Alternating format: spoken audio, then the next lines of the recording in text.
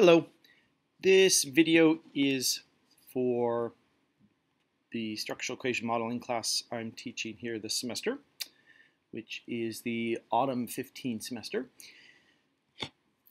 And I want to go over a couple of things that I introduced a couple weeks ago, but the video of that particular lesson got zapped when I shut my computer.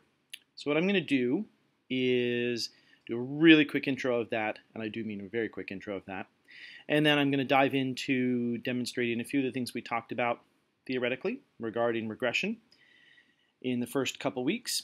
And I'm going to demonstrate how to do both confirmatory factor analysis and a very brief introduction of path analysis using Stata. All right, so I'm going to go ahead and get started right away. I'm using a Mac. If you're using a PC, there is a different set of X-terminal or terminal access programs that you can use. I'm using X-Quartz, which is essentially X11 on the Mac. And what you need to do to log into the system to get access to Stata is to actually type SSH to initiate a shell. And this is the very important part. It's -Y to make sure that the graphical user interface program of Stata can be run. Now, I only have to type scc-light.bu.edu to access my account because of the way my system's set up. It knows to look for my account name, which is Harbaugh at scc-light.bu.edu. If your account is not set up or it doesn't take you directly to the password request, then you just need to enter your full name here, like so, to access the system. Okay. So again, I'll take that off of mine, and it will ask for my password. One of the things to notice is that the system does actually not show you the password as you're typing it. So if you trust me, I'm actually typing now. You might be able to hear the key clicks, but you don't see anything at the password. And when I hit enter, I actually have access to the system. Now you have a certain amount of storage here, but everything I'm going to be taking, all the data sets I'm going to use for this example are actually coming from websites, and they should be able to be downloaded from that. All right, so the first thing I want to show you is the commands that I'm actually using for this. I have stored in one place, and in fact they are right here. Okay, here are the commands that I'm using. And if you want to do the same thing that I'm doing, which essentially is cut and pasting, if you go to the website for the course on Blackboard and go to Content on the left-hand side, the Stata commands for the first Stata video will open a text file that you can use for this. I'm going to go ahead and close Firefox because I don't really need that now. And I'm going to go back to my X11 or the X-Quartz screen. And if you type X-Stata at the command line, that will actually open and initiate a Stata window in a graphical user interface. And this is what it looks like. So you have this window over here which stores the data set and the variable information. There's some properties for that you can select. You have the results. This is where the results are spit out. You have a review of all the commands that you've just put in, and then this is actually the command line entry window here at the bottom, which is what we'll be using. Now again, I'm going to go ahead and bring back up my cheat sheet here, and I'll go back and forth between this. So the first thing that I actually want to do is use one of the data sets. It's not an important data set, but it's one that is located or that's referenced in the textbook that we're using. And I'm going to go ahead and copy this here and use the command to tell Stata to bring something in. If I have a data set up, it will throw a bit of a temper tantrum and say, hey, if you do this, you're going to lose your previous data set. And to avoid that, you would type comma clear, and I'll demonstrate that. All right, so when I hit return, the command is stored over here. If I click it, it brings it back up the command. I have a list of the variables that are in that data set with a brief description for each. So the next thing that I'm going to do is I'm going to do a regression. So I'm just seriously randomly picking information here. There's nothing special about this.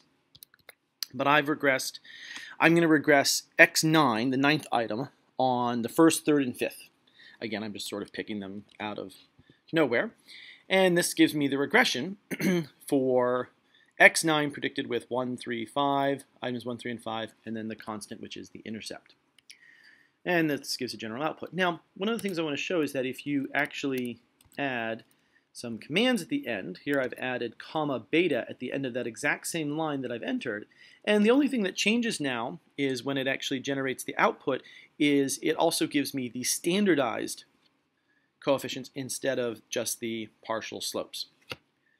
Okay. One of the nice things about beta is you can actually trim a fair amount of the information. So for example, I actually didn't need to type in the entire beta. I could have just typed B and it would have generated the same output. Stata pretty much works under the convention that if you give it enough information, it will find the appropriate function it needs. And if it's not sure, then it will throw a bit of a temper tantrum. And I'll show something like that in a moment. Now, one of the things that I want to do with this is I actually want to predict the residuals. So I'm going to paste the command here. Predict is the command. Double resid, comma, residuals. The real heart of this command is predict, comma, residuals. The resid is just the name of the variable that I want to save it to, and when I run this, you'll notice that over here it will create that variable. And double is a bit of overkill. That's just telling Stata what type of variable it's actually going to generate. And if I look over here, lo and behold, I do have the residual information. And it's grayed out, but the type is indeed double. All right.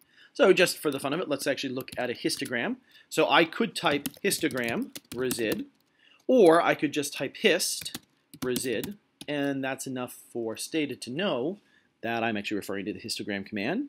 And surprisingly, it takes a little while to generate the histograms, only because my computer is talking to the SCC Lite computer, and this is the histogram generated for the residuals. Okay, I'm going to go ahead and close that window. Now, what I want to do next is predict the predicted values for x9, and that uses the command comma xb as the option. And now I have both the residuals and I have their fitted values.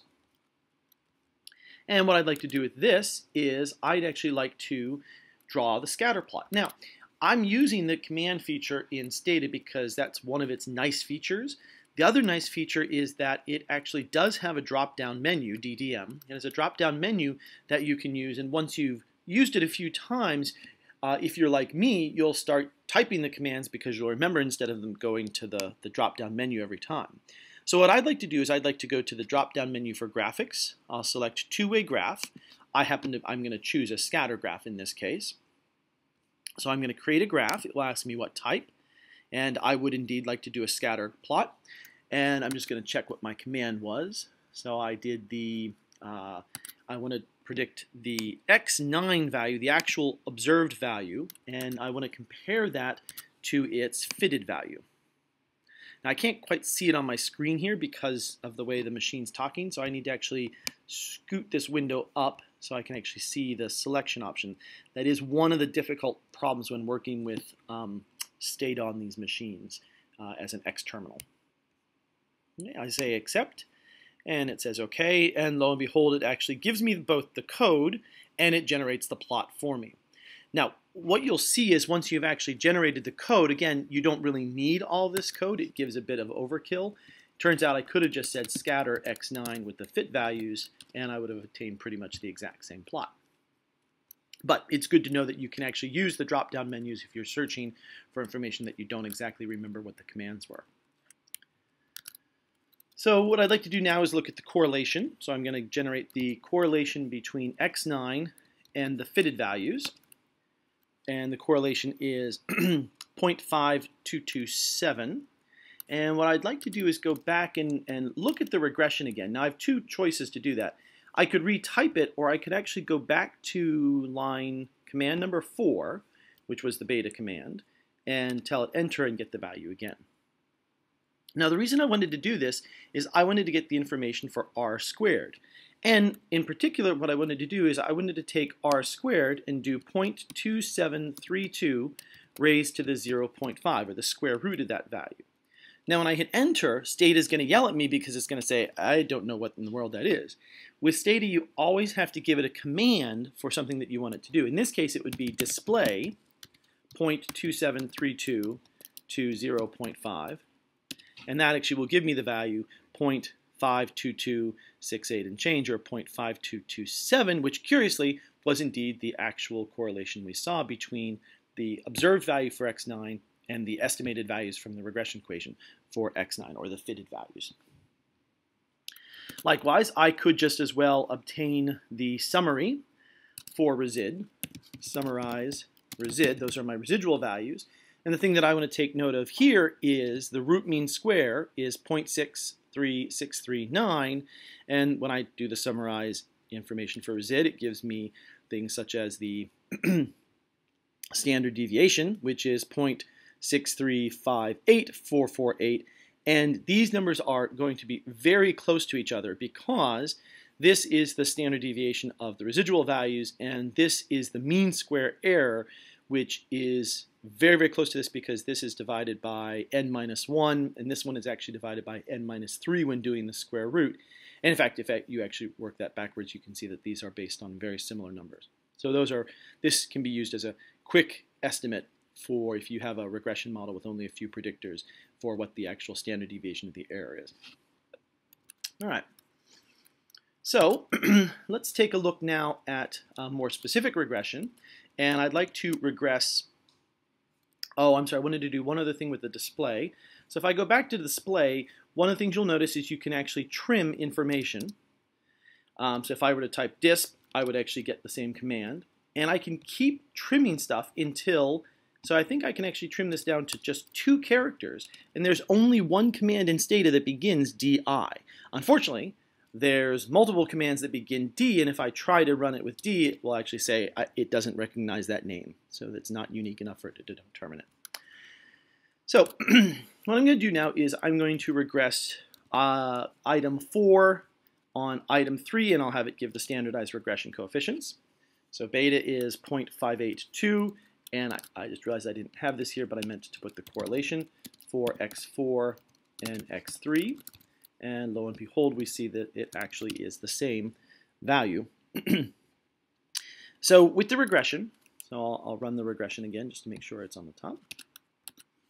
And what I'm going to do now is I'm going to have it predict. It's 10:15. It's 10:15. Okay. I'm going to have it predict the residual, which I'm calling res underscore bi for bivariate regression. I'm also going to have it predict the fitted values, which I've called fit underscore bi for bivariate regression. And I did this because what I wanted to do now is actually look at a scatter plot for the fitted values against x3. And lo and behold, when I actually draw this scatter plot, what I see is it appears to be just 4 lines, but that's because all the points are landing right on top of each other. So there's actually about 1,000 points being plotted, but they're really all on a perfectly straight line. On the other hand, if I look at the scatter plot of x3 and the residual values, what I actually end up with is, okay, now it looks like if I were to plot this, I would get it looks like if I were to just have these values here, there would be a correlation, but it turns out that because of the overlap on how many points there's more points overlapped here than there are on the top or bottom, that if I actually were to take the correlation of the residuals with x3, it turns out the correlation of those values is indeed 0. And, as would be expected, the correlation of the fitted values and x3, which is the predictor, is a perfect correlation because they all fall on the line. Okay, that's one of the key points that we talked about earlier. All right, so I'm now going to move on to demonstrating a couple of the commands that show up using factor analysis, and then we'll do a couple of the examples using path analysis. All right, I'm going to end this recording here so I can upload this one, and I'll start the next one immediately after this.